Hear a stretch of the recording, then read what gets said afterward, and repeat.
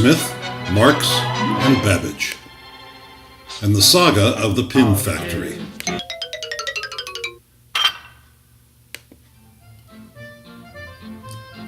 Smith, Marx, and Babbage. That's Adam Smith, Karl Marx, and Charles Babbage. We're going to learn about these three figures and how they are related to the Pin Factory. Welcome to the Dark Ages, also known as the Age of Absolutism. Kings and popes held absolute power over everyone. They held on to their absolute power by keeping everyone else absolutely in the dark. And for most people, their lives were absolutely dreadful. Until, just as the Renaissance and the Protestant Reformation were winding down, somebody turned on the light.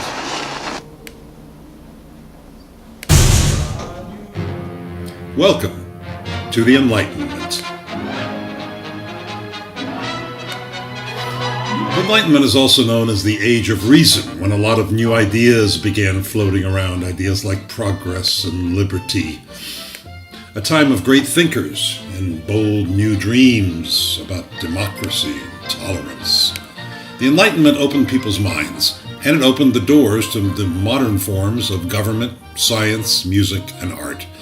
It marked an end of absolute monarchies and the dogma of the Catholic Church. One of its most leading figures is someone you've heard of, Sir Isaac Newton. His motto was Sapere Aude, which is Latin, and it literally means dare to know. That became the slogan of the Enlightenment. Well, some people think it really means my karma ran over my dogma, but I think that's a joke. Another thing that you've probably heard of, a very notable thing to emerge from the Enlightenment, was created by these guys. The Virginians emerged with the nation's capital. And a few others. The year is 1776.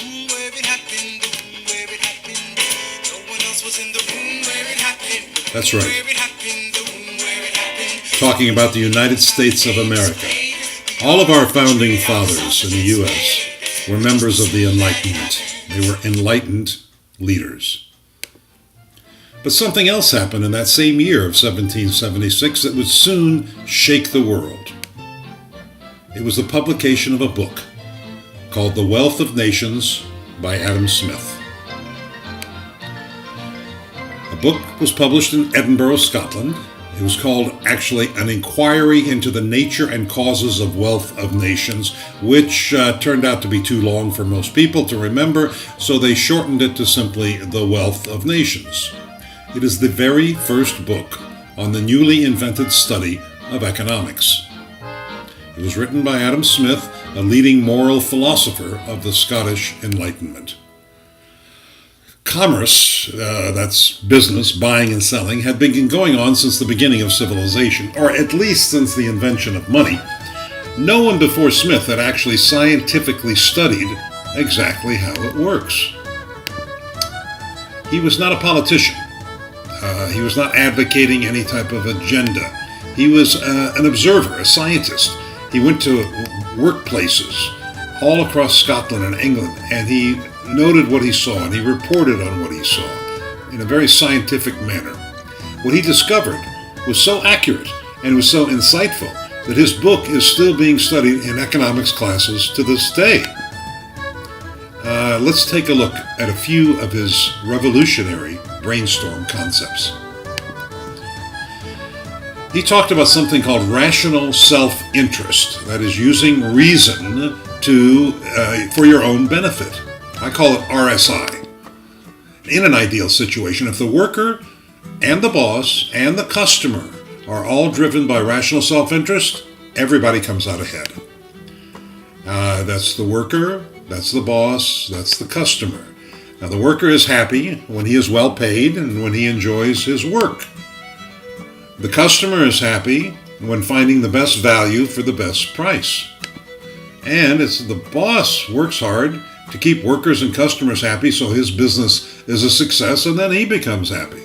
So rational self-interest works to everyone's benefit. That was Smith's point, and we're going to look at an illustration, and it's the one that he used. He talked about something called the free market, also known as the invisible hand.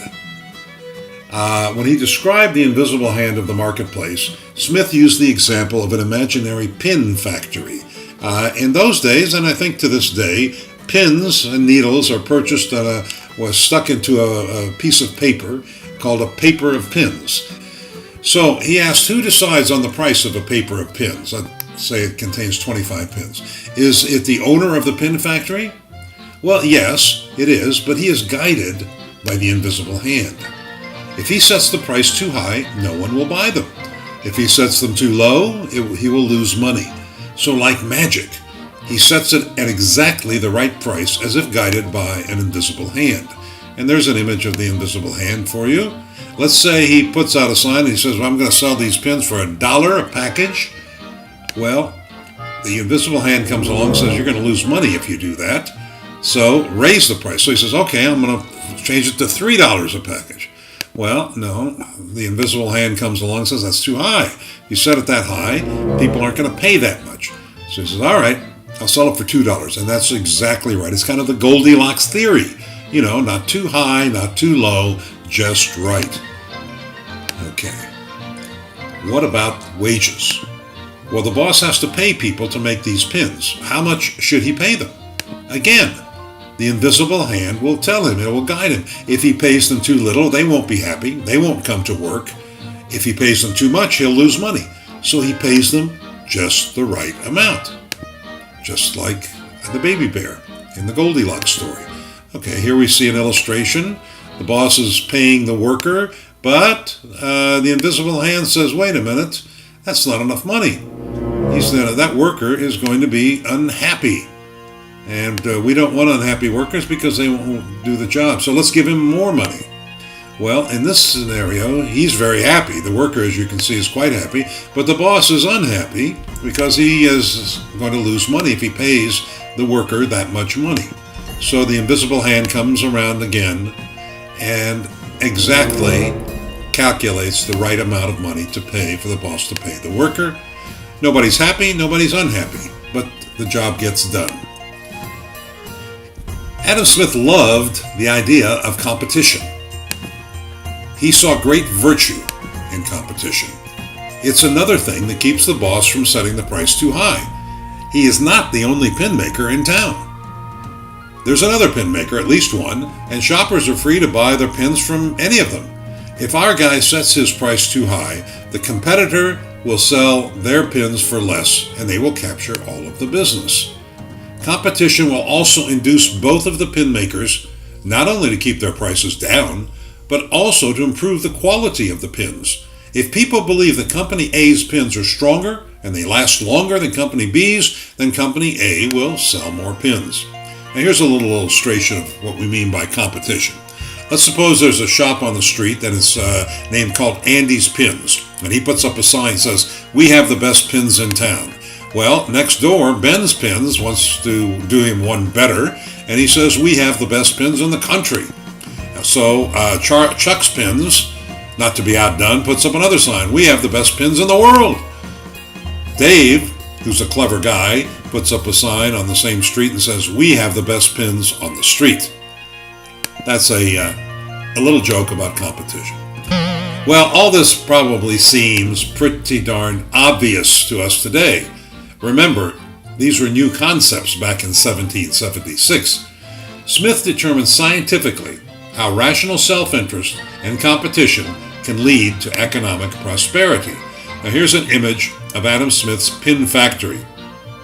The one thing you'll note about is that the workers are all lined up in a row from one side of the room to the other. This is something that Smith thought was very, very interesting. Driven by his desire to make more money, he observed that the pin factory owner is always searching for ways to produce pins more efficiently. Efficiently means more pins by spending less money or less time. So he's always looking for that. The best example of how he accomplished this efficiency is something called the division of labor. Smith's example of division of labor started with an explanation of how to make a pin. Well, he explained that actually there are 18 different steps to making a pin, but for purposes of our illustration here today, we will condense them down to just 5, and here they are. The first is stretching and cutting the wire. The wire is the raw material, and you stretch it and you cut it. The next thing is to sharpen the point. The third step is to attach a head to the pin, which is a very delicate operation. A simpler job is next, painting the pins white. For some reason, people liked all their pins to be white. And the final step then is taking the 25 pins and putting them into a paper holder. So those are the 5 steps of the pin making process. Okay? That's where you begin. Now, here is the old way of doing things before division of labor. Let's take a look. The shop owner hires 5 pin makers, and he pays each of them to do the whole job. Each of them performs all of the 5 steps in order. Here they are, workers 1, 2, 3, 4, and 5. So worker number 1 stretches the wire, sharpens the pin, puts on the head, paints it white, puts it in the paper, and then he's done. He does every single step. And so do all of the others. So you've got 5 people, each working independently, in tandem with each other, in a parallel fashion, each of them doing the same thing as the other. Now, this is not a very efficient setup. Each of the 5 pin makers, for example, needs to own a set of tools to perform each step. And while he or she is performing one of the steps, the tools for the other 4 steps are idle. They're not being used. So, say for example, worker number 1, he needs, here are the 5 tools that are required for the job, and he needs the first tool, but while he's doing that step, none of the other tools are being used. And the same holds true for all of the others. As you can see, while one tool is used, the others are laying idle. So you've got all these tools. Most of the time, none of them are being used. They're not being used. So it's not a very efficient system, as you can see. Another problem. Some of the steps require craftsmanship, while other steps are mechanical drudgery. But the shop owner needs to pay top dollar wages. Wages paid to an artisan, to a craftsman, to all 5 of them, even though they are only doing highly skilled labor part of the time. They all have to receive the highest payment amount available, because part of the time they are doing high quality work. Most of the time they're not. Again, this is not efficient. Everyone gets paid top dollar even though they're not doing top dollar work. Another problem with doing things the old way. Each of the pin makers works at a different pace. Each one takes a different amount of time to carry out each of the steps. Pin maker number 1 may be very good at stretching and cutting, and he does that step very quickly, but while sharpening takes him much longer. The production cycle is not done until the slowest of the pin makers finishes all 5 steps, even though the other 4 finish sooner, and they're now forced to sit around and wait while the slowpoke catches up. As you can see down here in the illustration, the arrows represent the amount of time that is required to do each of the steps by each of the different people. They all have to wait for number 4, who's the slowest. Not a very efficient process. Let's take a look at the numbers, okay? The shopkeeper buys enough raw metal wire to make 2,500 pins. He pays $25 for that spool of wire. It takes one pin maker working alone about 30 minutes to make 25 pins, or 50 pins an hour is the rate of one pin maker. It takes 5 pin makers working in tandem a half an hour to make 125 pins, or 250 pins every hour. So all 5 of them will make 250 pins every hour. It takes all 5 pin makers 10 hours to make 2,500 pins, or 100 packets of 25 each. They all work 10 hours a day, and at the end of the day, they've made 2,500 pins. They put those into packets of 25, so they've got 100 packets at the end of the day. The shop owner pays each of the pin makers the same, $10 a day, or $50 for all 5 workers every day. The shop owner sells each packet of pins for $1. So he takes in $100 every day. 100 packets, $1 each. There you go. From this, he deducts his material cost of $25 for the spool of wire and his labor cost of $50. That leaves him $25 profit each day. Now that's a little complex, so I've summarized it here on ye old spreadsheet. The cost of the wire, total cost $25. One pin maker makes 50 pins in an hour. Okay? 5 pin makers make 250 pins in an hour. 5 times 50. 5 pin makers working 10 hours make 2,500 pins, 10 times 250, and they put 25 pins in a packet for 100 packets a day. Got it? Each pin maker makes $10 a day. Total $50 labor expense. Each packet sells for $1. All 100 packets are sold every day. The boss takes in $100 every day. But then he has to pay out $25 for the wire and $50 for the workers. He makes a profit of $25 every day. Got it? Remember that, because we're going to revisit that in a minute. There's got to be a better way. One day, a light bulb goes off over the boss's head. That's why this period was called the Enlightenment. And he says, if I arrange these 5 workers in series rather than in parallel, things would go much faster. I could sell more pins. I could make more money. That's sick. He is thinking, he is operating under RSI, okay, rational self-interest. And that's what caused the light bulb to go off. So that's exactly what the pin factory owner did. Here are 5 workers, okay, in parallel. He moves them into series. Now, each worker is only going to do one task. The owner found the pin maker who was the best and the fastest at stretching and cutting and gave him tools just for that purpose. He sold all the other tools. He only needed one set of tools. He's doing the same thing all day. Worker number 1 would now do nothing else but take the raw wire, stretch it, and cut it all day. When he was done with a batch, he would pass them on to worker number 2, and so on down the line. Ta-da! The division of labor is born. All right, let's illustrate that. Let's have a look. Okay, each one has a different job. It does the same job all day. Each one has just one set of tools, the tools that they need. They don't need all those different kinds of tools, much more efficient. And matching the best worker for each part of the job. The best stretcher got the stretching job. The best head attacher got the head attaching job. The best painter got the painting job. Worker number 2 was the best and quickest at sharpening. That's all she did all day long. And then she passed her sharpened pins on to the next worker. Like worker number 1, all the other workers only needed the tools for his or her specialized job.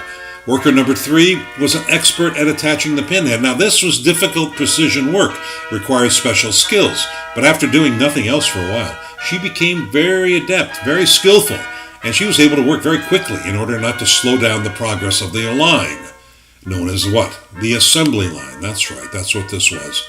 The painter and the paper sticker, those are easy tasks. Almost any child could do that quickly, and we'll talk about children doing this kind of work a little bit later.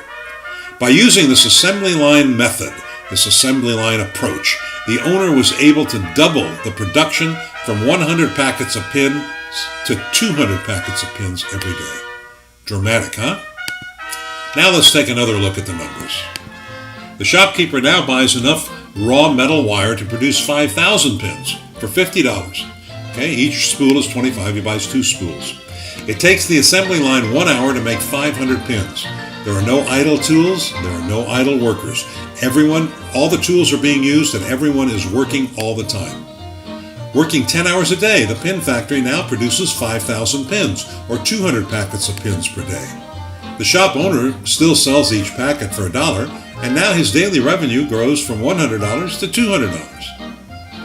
From this, he deducts his material cost of $50. His labor cost goes down because he only has to pay one of the workers the high rate of $10 a day. He can pay the other 4 only $6 or $8 a day. This brings his total daily labor cost down to $38 a day instead of $50. Deducting this amount leaves the owner a daily profit of $112 every day. Simply by rearranging the workflow, he didn't spend any money. He didn't buy a new factory. He didn't hire new workers. He didn't do anything. He just moved people around, just shuffled them around. That's all he did. And by doing that, he increased his profit from $25 to $112 a day. And that does not take into account the money he saves by not needing 5 sets of tools for each worker. We're not even talking about that. Let's go back to the spreadsheet and take a look now. The cost of the wire, $50. The assembly line production rate, 500 pins per hour. 10 hours, 5,000 pins. Put 25 of them in a packet. That creates 200 packets every day. The shop owner sells the packets for $1 each. Daily revenue, he takes in $200 gross revenue a day. Okay, shop owner pays one worker $10 a day, but the others $4, $6, or $8 a day. Total labor expense, $38 a day. The shop owner deducts the cost of the materials, he deducts the cost of the labor, so 200 minus 50 minus 38 equals $112 a day profit. Profit goes from $25 a day to $112 a day, an increase of $87 a day, an increase of almost 350% just by moving people around, not spending a nickel to do it. Let's take a look at that. The old way versus the new way. $25 versus $112. As you can see, that is very attractive. That does satisfy the owner's rational self-interest. Okay? Who benefits from all of this increased efficiency? Well, obviously, the shop owner. He's increased his profits by nearly 350% without having spent a nickel. But the increased profit also allows him, if he so chooses, to reduce the price of his pins from $1 a packet down to 79 cents. Now, why would he do that? He'll make less money per packet, but he'll make it up in volume. When his competitors' customers all flock to him because he is now the low-price leader. He'll sell more pins. Eventually, the competing pin maker will have to lower his prices too in order to remain competitive. And as we know, when companies compete, it is the customer, it is the consumer who wins. Okay, there is the competitor selling pins at $1 a packet. Okay, here comes all of the customers. I've depicted them here as ants, but you can see they're all going to buy their pins there at Andy's Pins. Now along comes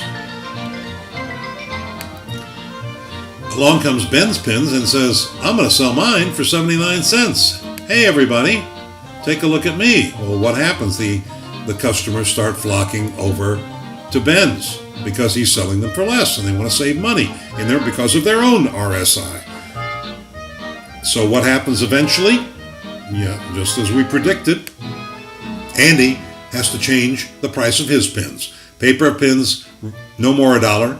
Now 79 cents have to meet the competition if he wants to stay in business. Who benefits from all of this? Well, the shopper. He's paying less money for the pins. That's a good thing. That satisfies the shoppers, the consumers' rational self-interest. What about the workers? Well, because of increased profits, the shop owner can now afford to pay his workers more money. This allows him to attract the best workers out there, and thereby manufacture the finest pins in the land. He can pay top dollar. Now he's making so much money, and he gets great people to work for him. It also allows him to provide performance bonuses to employees who do a good job. The boss shares his profits with his workers who work hard. That gives them an incentive to work harder. And the harder they work, the more money the boss makes and the more money that the worker makes. It's a virtuous cycle. The workers benefit because not only are they making more money, but each one is doing the one job that he or she is best at. And this creates job satisfaction and pride in the work product. As a result, the quality of the pins goes up and the price comes down, which is good news for the consumer. Okay? So once again, we've got the boss giving more money to the worker through profit sharing and performance bonuses.